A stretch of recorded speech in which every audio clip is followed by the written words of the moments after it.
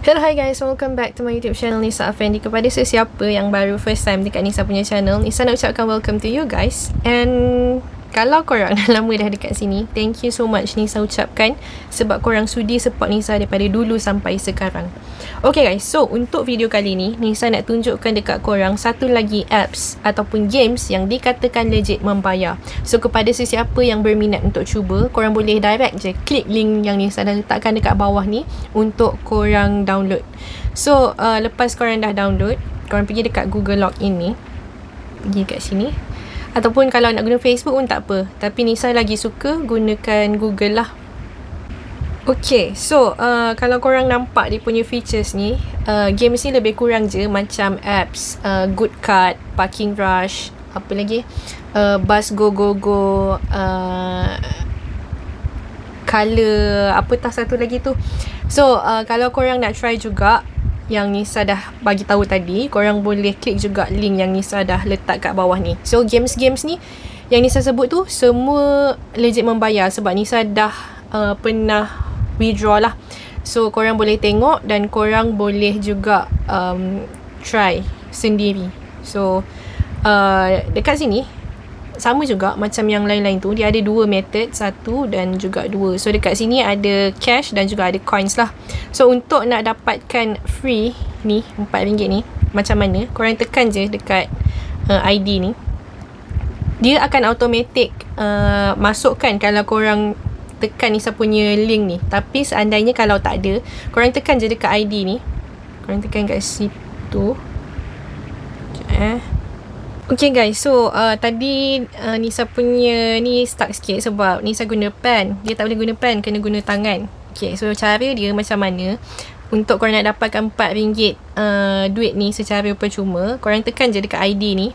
Lepas tu korang masukkan kod yang Nisa dah letakkan dekat screen ni untuk korang dapatkan RM4 secara percuma.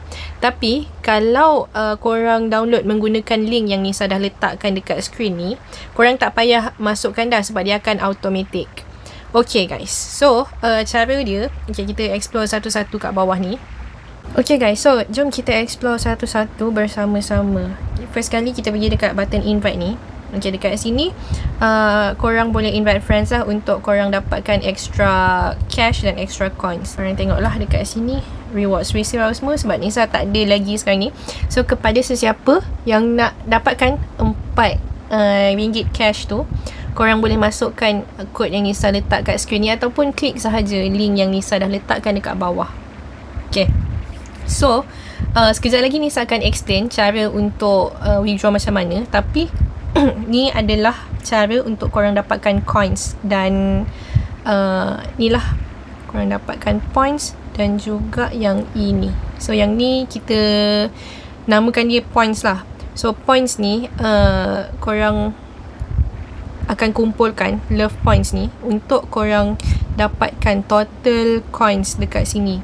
So boleh tengoklah dekat sini berapa coins dan berapa points yang korang akan dapatkan. So ni setiap hari korang boleh buat lah. So cumulative activity ni adalah daripada start korang download games ni sampailah nanti-nanti. So korang boleh tengok lah apa yang korang boleh dapatkan. So macam tu lah. Okay, so okay, tu macam tu. Dan cara untuk withdraw, okay, before kita nak withdraw, kita kena main games dulu tau untuk dapatkan points. So yang tu, wah, okay. So kita tekan je tadi.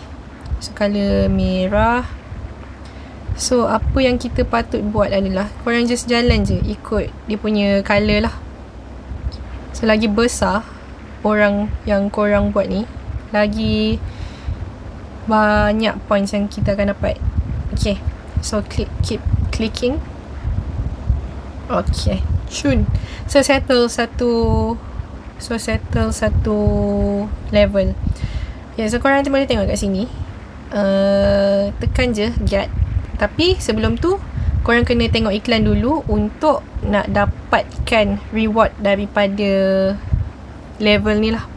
Ataupun kalau tak nak tengok iklan, korang boleh tekan yang bawah tadi. Tapi yang bawah tadi dia punya points ataupun dia punya reward lebih sikit lah daripada yang dekat atas. Okay guys, so after dah habis tengok iklan tadi, kita akan dapat 3 kunci. Lepas tu kita pilih lah box mana yang kita nak buka.